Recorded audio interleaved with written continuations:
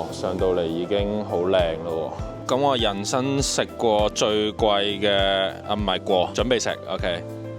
係幾好食㗎，我覺得，但係就早晨，我係 Tony。咁我而家身處嘅位置呢，就係大阪嘅梅田站啊。咁喺上年2024年嘅9月呢，我哋就同大家介紹過梅田呢度一個新嘅項目叫做 Grand Green Osaka 嘅。但係呢個嘅發展計劃呢，依然係有好多嘅工程喺度進行緊嘅。咁預計呢，係會去到2027年呢，先會完成晒所有嘅工程，並且係開放咁樣嘅。咁今日呢，就會同大家睇下上個星期啊，即係2025年3月21號呢，先至開幕嘅南館啊，睇下入面究竟有啲咩食玩買，事不宜遲，出發！喺梅田站呢條樓梯咧，一落到嚟，跟住轉左咧，其實呢度咧就已經係南館嘅位置㗎啦。咁我哋上年9月嚟嘅時候咧，呢度好似都係仲係裝修緊嘅。咁我哋之前拍嘅咧就係呢棟 Canopy 下面嗰一個商場啊。咁今日嘅南館咧就係我哋前面睇到呢一拍嘅位置啦，離遠已經見到有啲人喺度排緊隊啦。Kith 嚟喎呢間係。咁如果大家唔搭 Metro 嘅話咧，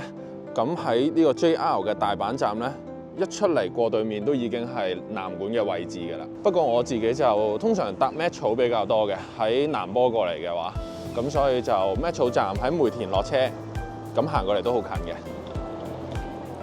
咁因為今日係閒日，大概12點零嘅時間咧，所以都唔算話好多人嘅。一入到嚟咧，其實地下就比較靜少少嘅，即係冇咁多鋪頭，都係啲餐廳啊，跟住前面就都係食甜品咁樣嘅。咁喺出面睇咧，其實都幾舒服嘅喎。咁呢間咧都係食下啲麵包多士啊，飲下咖啡咁樣嘅。呢個巴菲都好似幾靚，1430日，梅北店限定啊。跟住隔離咧有間叫做 Piece of Bake 啊，咁就係食呢啲嘅。可麗餅啊，跟住咧，我仲有嘅冬甩喎，都幾多隻未揀嘅。咁啱今日未食嘢，入去食個冬甩先。490日。咁呢間 Piece of Bake 隔離咧，就係一間叫做 Cheese Kith 嘅鋪頭啊。咁佢哋就係 Kith 嘅咖啡店嚟嘅。咁 Kith 呢個品牌咧，本身係一間紐約嘅潮流服飾店嚟嘅。咁而喺近呢幾年咧，佢哋係涉獵咗唔同嘅範疇啦，例如自家品牌啦，同埋我哋啱啱影到嘅咖啡店咁樣嘅。咁 Grand Green Osaka 呢度嘅 Kith 咧，已經係佢哋喺日本嘅第2間鋪頭嚟㗎啦。第一間咧就喺東京嘅宮下公園啊。咁而家咧都非常之多人喺度排緊隊，準備入去買嘢嘅。不過我哋就唔入去啦，喺出面俾大家望一望啦。啲設計都幾靚嘅，我覺得。咁 Kith 佢哋嘅價錢，我覺得就中上啦，即係可能一件話2000零蚊港紙咁樣。咁如果大家經開呢頭咧，見到如果可能唔使點排隊咧，我覺得都值得入去兜個圈望下嘅。咁而家咧就喺呢個公園食咗我哋個冬甩先。咦，原來呢度啲櫻花係準備開緊嘅喎。咁喺公園嘅中央位置咧，有個咁樣嘅噴水池啊，有好多小朋友喺度玩下水咁樣嘅。咁側邊咧亦都有啲位置啦，可以坐低休息下，睇下呢啲櫻花咁樣嘅。不過就未開啊，呢啲應該。好，咁啊揾咗個位坐低食我哋嘅早餐啦。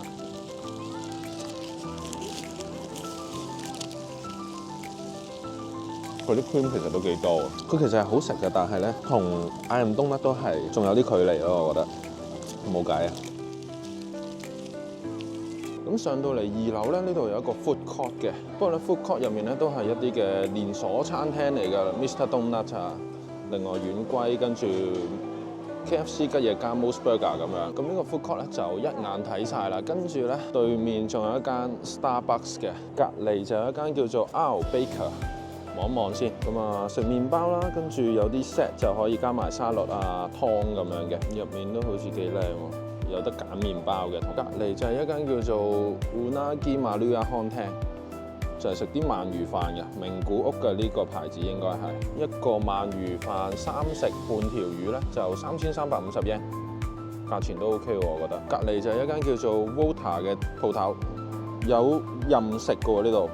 pizza 放題，咁佢哋可以就咁揀個湯啊，或者意粉沙律咁樣咧，然之後再任食 pizza 都唔貴喎，100零蚊咁樣嘅啫喎。咁喺出面望入去咧，其實佢啲 pizza 細細嚿都唔貴啊，300 yen 度嘅。呢間就係2樓最後一間鋪頭，叫做 and Things 啊。咁佢哋咧主要都係食一啲嘅 pancake 啊，跟住有啲 waffle 咁樣嘅。咁2樓咧就睇晒㗎啦，全部都係啲鋪頭咁，有啲連鎖店咁樣咯。好，咁啊上到最上面嗰層望一望啦。上到嚟好似都係餐廳嚟嘅喎。咁啊有燒肉鋪頭啦，老師哥羅啦，麵次郎啊。攞個米芝蓮嘅，跟住咧就有啲西餐嘅鋪頭啦，不過就少啲人咯呢個時間。咁3樓呢邊咧就真係比較靜少少啦，比起1樓2樓。反而呢間叫做 SKAI 嘅鋪頭咧，佢有一個咁樣嘅露天 area 喎。咁啱啱望入去咧，佢哋鋪頭都唔少人嘅，都坐到一半嘅。咁有啲咁樣嘅 lunch menu 咯，幾多錢啊？都係百零蚊一個 set 咁樣嘅，有意粉啊，跟住一啲嘅肉。最後一間就係叫做 The Public Plum 啊，都係食西餐嘅。咁佢哋係主要係食啲扒嘅，有牛扒、豬扒，跟住三文魚咁樣嘅，都係千零yen有交易，都唔貴喎。其實呢度食嘢。好，咁跟住咧就嚟到我哋呢條片嘅重點之一啊！我哋咧準備去呢個溫泉連。咁呢個梅北溫泉連咧就係關西地區最大型嘅水療中心啊。咁呢個連咧主要係以5大主題為核心嘅，分別就係溫泉、美容、運動、精神同埋美食嘅。喺呢個商場行上去就係㗎啦，3樓。不過佢哋咁多個主題咧，我諗我哋今日咧淨係會體驗到溫泉嘅啫，因為食嘢咧我哋轉頭浸完出嚟咧就會去另外一個地方食嘅。哇，上到嚟已經好靚咯喎！北野武呢個北野武係咪好出名嘅人嚟㗎？好，咁上到嚟呢度咧就已經要除鞋㗎啦，跟住呢度咧就係 reception， 入嚟放低對鞋先。入到嚟咧就有一個位係可以買嘢嘅，即係佢哋自家品牌嘅產品嚟嘅。差唔多喺入面浸咗1個鐘，而家就上到嚟佢哋4樓嘅位置咧，係有一個 area 可以坐低休息嘅。咁同埋佢哋側邊有啲餐廳咧可以嗌嘢食，跟住送過嚟呢度食都得嘅。咁我哋啱啱浸嗰個場咧，其實係比我想象中細嘅，係一眼睇晒咯。佢大概係得5至6個池咁樣嘅。咁啲池鬆鬆動動嘅話，都坐到5個人咁樣嘅。咁另外有個桑拿啦，桑拿房就好大間嘅，我諗坐20-30個人都可以。之後呢度呢，就係沖涼嘅地方啦。另外呢，佢哋仲有岩盤浴同埋泳池咁樣嘅，不過呢，就要額外俾錢啦。呢個泳池呢，係可以望晒成個公園咁樣嘅。仲有專房都係要額外俾錢嘅，同埋要借佢哋嗰啲衫同埋鞋嘅，都要額外再俾。咁我哋嘅入場費呢，係包一杯嘢飲嘅，咁就唔使錢。有啲啤酒啊，或者一啲果汁咁樣選擇嘅，我揀咗呢杯，佢叫維他命補充飲品。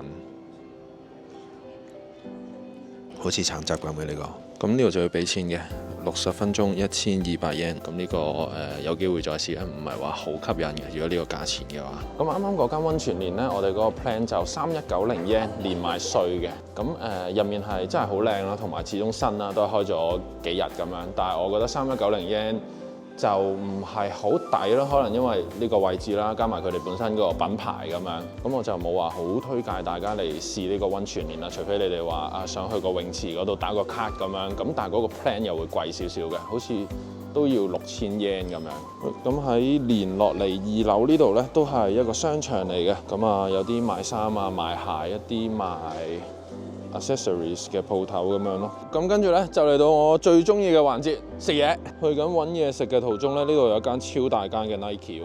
另外呢，其實都仲有一啲餐廳同埋賣衫嘅鋪頭嘅，例如呢度有2層嘅 Zara 啦，一層男裝一層女裝啦。咁上面呢，都有啲 Steakhouse 同埋食鰻魚飯嘅鋪頭嘅。不過呢，B1F 嘅呢個 Time Out Market 咧，先係我今日嚟嘅最大原因啊！簡單介紹一下呢個 Time Out Market 啦。咁佢哋咧就係由英國媒體 Time Out 嘅旅遊編輯咧精心策劃啊，結合美食同埋人文嘅一個市場嚟嘅。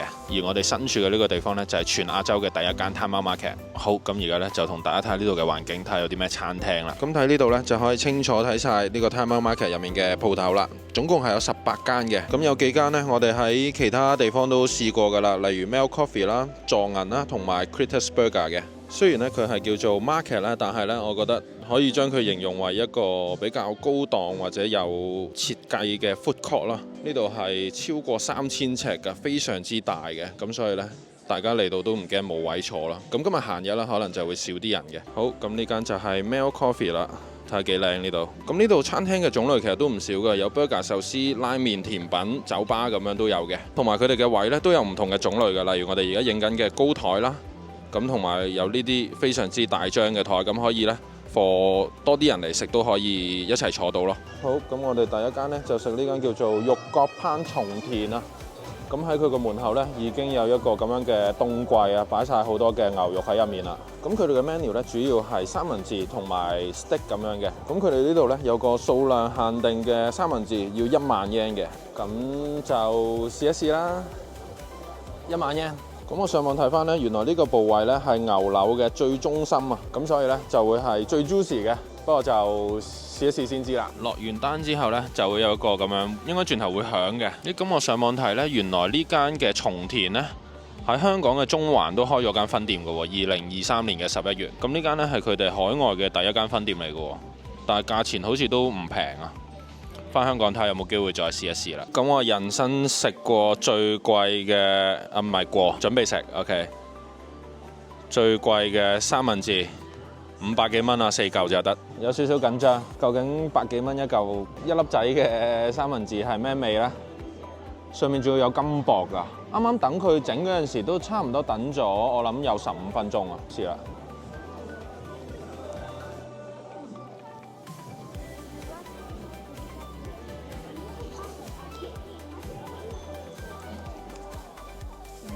佢個肉真係好腍嘅，咁另外呢，佢個包呢度呢係烘到脆咗嘅，好似多士咁嘅。俾大家望一望入面，入面呢其實佢係吉列牛柳咁樣嚟嘅喎，佢係有一層炸皮喺上面嘅，咁然之後有啲醬啦，咁佢入面個醬呢就係類似燒汁咁樣嘅，甜甜地、鹹鹹地咁樣，入面係真係好軟腍嘅。咁喺佢隻碟嗰度呢，仲有啲菜同埋咧芥末咁樣嘅。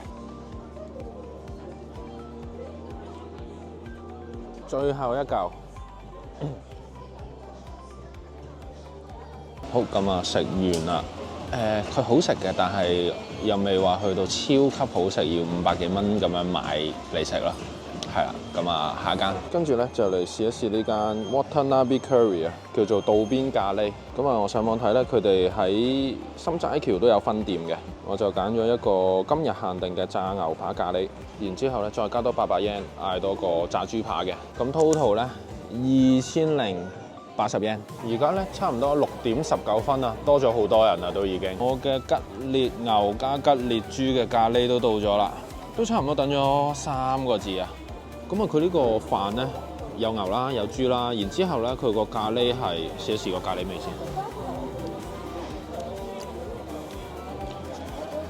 先，少少辣嘅，跟住就有啲菜啦，菜上面係有啲芝士粉嘅喎，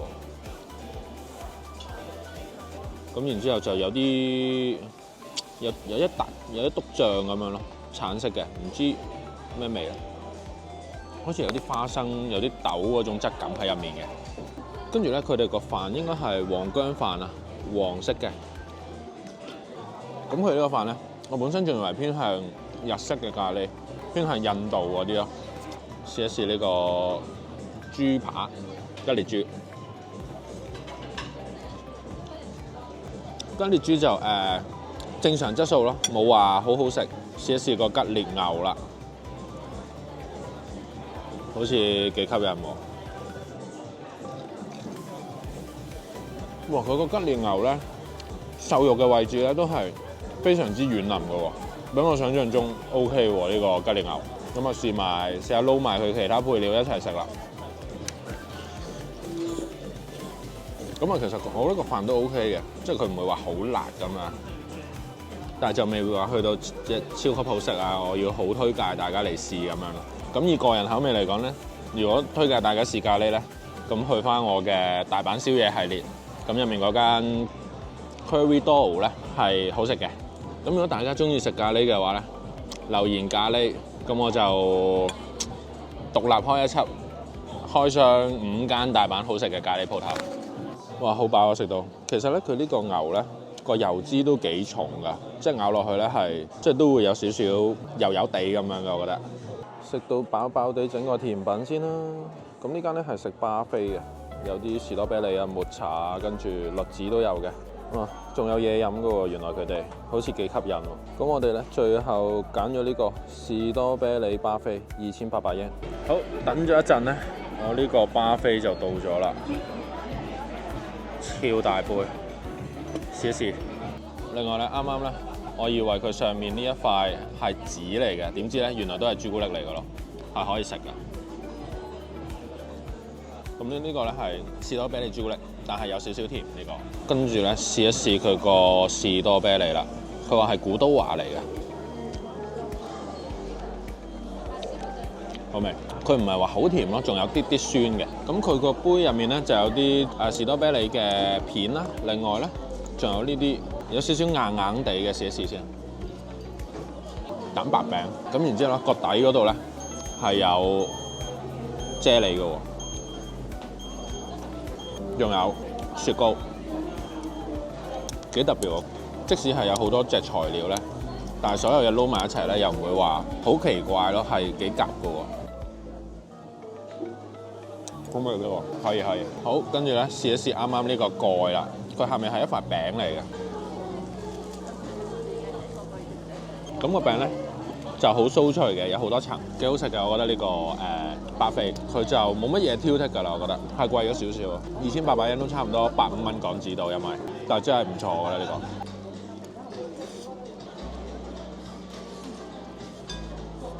食完啦，係幾好食㗎，我覺得，但係就即係冇話又係冇話必食嗰啲㗎啦，即係好推介、超級推介咁樣咯。咁喺呢個 Time Out Market 食完出嚟啦，其實咧佢哋呢層咧，除咗個 market 之外咧，亦都有其他嘅餐廳同埋一啲嘅麵包鋪、超市咁樣嘅。好，一出到嚟咧，個天都已經黑晒啦，不過好靚喎呢度。咁我哋咧今日大概11點嚟呢度啊，都逗留咗超過8個鐘㗎啦。咁呢個 Grand Green Osaka 嘅南館咧，總括而言就冇話邊一樣嘢非常之吸引啊對我。咁可能咧離開梅田附近咧就過嚟兜個圈咁樣，但係咧就唔會話啊，我好想再嚟過咁樣嗰種感覺咯。咁個公園咧，我諗有機會過嚟，可能櫻花勁啲嘅時候咧，過嚟睇下、休息下、坐下咁樣啦。